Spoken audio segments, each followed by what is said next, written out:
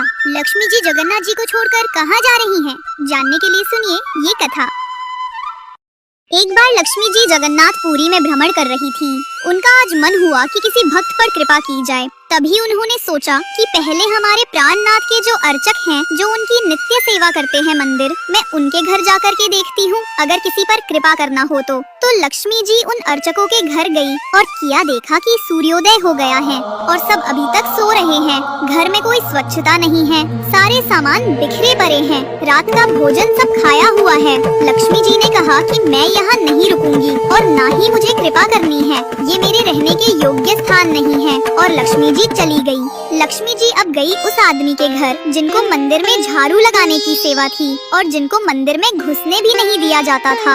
उनके घर में सब ब्रह्म मुहूर्त में उठ जाते हैं। उनके घर में बढ़िया गोबर का चौका लग रहा है, तुलसी जी को जल पधराया जा रहा है, ठाकुर जी को भोग लगाया जा रहा है। लक्ष्मी जी बोली, ये है मेरे रहने का योग्य स्थान। और साक्षात लक्ष्मी जी प्रकट हो गई। अब वो दोनों दंपत्ति तो चौंक गए। उन्होंने पूछा, देवी आप कौन हैं? लक्ष्मी जी ने कहा, हम लक्ष्मी हैं, जगन्नाथ भगवान की पत्नी। सब बोले, देवी आप अचानक यहाँ कैसे? लक्ष्मी जी ने कहा, अरे पुत्र, तुम्हारे इस सेवा भाव, पवित्रता, तुलसी निष्ठा, घर की शुद्धता देखकर हम बहुत प्रसन्न हुए हैं। सब बोले, जय हो लक्ष्मी जी, आप प्रसन्न हुए हैं, ये तो हमारा सौभाग्य है। लक्ष्मी जी ने कहा, अरे मैं तुम्हारे घर आई और मुझे प्रसाद नहीं परोसोगे? सब बोले, हा, आप बैठिए ना। उन्होंने लक्ष्मी जी को एक आसन पर बिठाया और उनको प्रसाद परोसा। उधर बलराम जी पूरी में डोल रहे थे और तभी खिड़की से झांक के देखा कि लक्ष्मी जी किसी दूसरे के घर में भोजन कर रही थी। उनको बड़ा क्रोध आया। वो बोले, अरे इनका कुल कितना नीचा है, शुद्धता भी नहीं होगी घर में और उनके घर लक्ष्मी जी भोजन कर रही है, आने दो इन्हें। बलराम जी वहाँ से क्रोध में भरकर चले गए।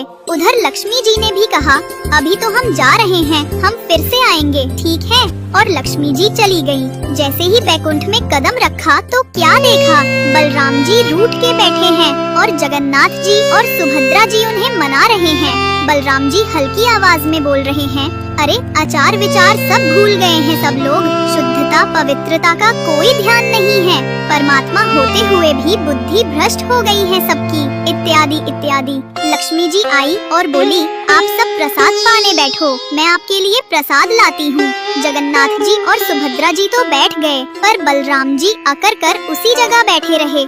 जगन्नाथ जी ने बुलाया उनको, भैया आइए प्रसाद पाएंगे। बलराम जी ने कहा, लक्ष्मी के हाथ का बना नहीं पाऊंगा मैं, आचार विचार सब भूल गई हैं। उधर लक्ष्मी जी सब सुन रही हैं। अब जगन्नाथ जी बड़ी दुविधा में पड़ गए। इधर प्रसाद पा लेंगे तो भैया नाराज, उधर प्रसाद नहीं पाया तो लक्ष्मी जी नाराज। उन्होंने सोचा, मैं लक्ष्मी जी को मना सकता हूँ, पर ये भैया बड़े खतरनाक हैं, मानेंगे नहीं। और जगन्नाथ जी ने भी प्रसाद नहीं पाया। 2-3 दिन तक ऐसे ही चलता रहा और लक्ष्मी जी ने कही कि इस जगन्नाथपुरी में हमारी सेवा है प्रसाद बनाने की, और जब हमारी हाथ की ही किसी को नहीं पानी तो हम जा रहे हैं। और लक्ष्मी जी उन्हें छोड़कर चली गयी। लक्ष्मी जी जाते ही सबसे पहले उनकी सारी श्री चली गई और जगन्नाथ जी बलभद्र जी को देखे, बलभद्र जी जगन्नाथ जी को। बलभद्र जी बोले, लाला ये क्या हो गया, सब गायब कैसे हो गया? जगन्नाथ जी बोले, ये सब आप ही की कृपा है भैया। बलभद्र जी बोले, मतलब? जगन्नाथ जी बोले, मतलब कुछ नहीं, लक्ष्मी जी चली गई तो सब कुछ उनके साथ ही चला गया। बलराम जी बोले, ठीक है, कोई बात नहीं, वो क्या सोचती हैं, उसके बिना हमारा नहीं चलेगा क्या? चल लाला कुछ भोजन बनाते हैं, 2 दिन से कुछ खाया नहीं है। जैसे ही रसोई में गए तो देखा कि सामग्री सब गायब। जगन्नाथ जी बोले, चलो दाऊ, स्वर्ग द्वार के वहाँ सब भिक्षुक बैठे रहते हैं, वहाँ सब भिक्षुकों को कुछ न कुछ मिल ही जाता है। और दोनों छोटे बालकों का रूप बना के बैठ गए स्वर्ग द्वार के पास और टेर लगा रहे हैं, जय जगन्नाथ, जय जगन्नाथ, कुछ दे दे बेटा, तेरा भला होगा। तभी एक स्त्री आई और उनको कुछ दिया नहीं, ऊपर से डांट दिया, ए बच्चों पढ़ाई लिखाई सब छोड़ दिया है क्या, जाओ घर जाओ। उसके बाद एक संत आए और उनको कुछ मुड़ी दिए, लो बच्चों मुड़ी खाओ, भूखे होगे तुम लोग। बलराम जी बोले, लाला एक वक्त की व्यवस्था तो हो गई। और तभी जोर से हवा बहने लगी और उनकी सारी मुड़ी उड़ गई। दोनों मुड़ियों के पीछे पीछे दौड़ने लगे और कुछ देर दौड़ के दोनों थक गए। भैया लक्ष्मी जी से क्षमा मांग लो, सच्ची कहता हूँ, नहीं तो ऐसे ही डोलना पड़ेगा। बलराम जी बोले, ठीक है, क्षमा मांग लेंगे, पर ढूंढ तो बहू है कहाँ? जगन्नाथ जी बोले, सीधी सी बात है, जहाँ श्री सबसे ज्यादा होगी वहीं लक्ष्मी जी मिलेंगी। तभी डोलते डोलते देखा कि एक घर में इतनी श्री का वर्धन की उसकी चमक बाहर तक आ रही थी। जगन्नाथ जी बोले, दाऊ उस घर में चलो, वही है हमारी लक्ष्मी जी। तभी देखा कि उस घर का बालक सबको वस्त्र दान कर रहा है। दोनों उस लाइन में खड़े हो गए।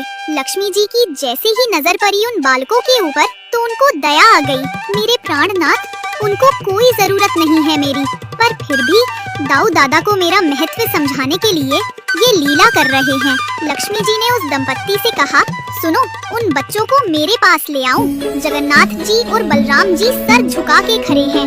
बलराम जी बोले, देख बहू, मुझसे गलती हो गई, मुझे तेरे साथ ऐसा बर्ताव नहीं करना चाहिए था, लेकिन तेरी भी गलती है, मैं अकेला दोषी नहीं हूँ। जगन्नाथ जी उधर से कोनी मार रहे हैं।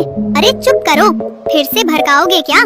लक्ष्मी जी बोली, देखिए दाऊ, आप लोग किसी के घर भी चले जाते हैं तब तो उसका जाति नहीं देखते, और मैं आप लोगों को रोकती भी नहीं। फिर अगर मैं किसी के ऊपर कृपा करना चाहूँ तो मुझे रोक दो क्यों? मेरे लिए इतना बंधन क्यों? और किसी के जन्मगत व्यवहार से उसका पूरा जीवन नहीं आंकना चाहिए, उसके स्वभाव व्यवहार से देखना चाहिए कि वो है कैसा। कहाँ आप कहते हैं कि ब्राह्मण सर्वश्रेष्ठ, वो देर देर तक सो के उठ रहे हैं, उनके यहाँ शुद्धि नहीं, वस्त्र 4-4 दिन तक पहन रहे हैं, एक महीना एक ही धोती में निकाल रहे हैं। आप कह रहे हैं कि वो श्रेष्ठ, और ये लोग जो इतनी पवित्रता का ध्यान रखते हैं, इन पर कृपा ना हो। हमारे अनुसार तो जो अपने कर्म से शुद्ध है वो शुद्ध है। बलराम जी और ठाकुर जी दोनों मान गए, जैसी आपकी इच्छा। बोले, नहीं, आज के बाद हम आपसे एक नियम चाहते हैं। क्या बोले? श्री जगन्नाथपुरी में नियम कर दीजिए। बोले, क्या?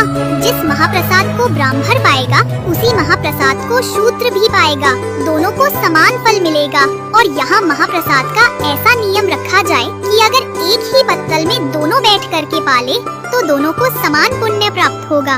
महाप्रसाद पाते ही अन्य तीर्थों में तो बहुत साधन करने पड़ेंगे, पर पुरी में आकर के कोई एक दिन का भी यदि महाप्रसाद का पाले तो उसको सर्व साधनों का फल प्राप्त हो जाएगा। और किसी भी प्रकार से ये ना देखा जाए कि कौन किस वर्ण का है, वो स्वभाव से शुद्ध होना चाहिए। हम सबको हृदय लगा ले। अगर ये सब आपको मंजूर हो तो मैं राजी हूँ। ठाकुर जी और बलराम जी राजी हुए और तब से श्री जगन्नाथपुरी में ये सब नियम नष्ट कर दिए गए। महाप्रभु जी सबके लिए सुलभ हो गए। जय जगन्नाथ।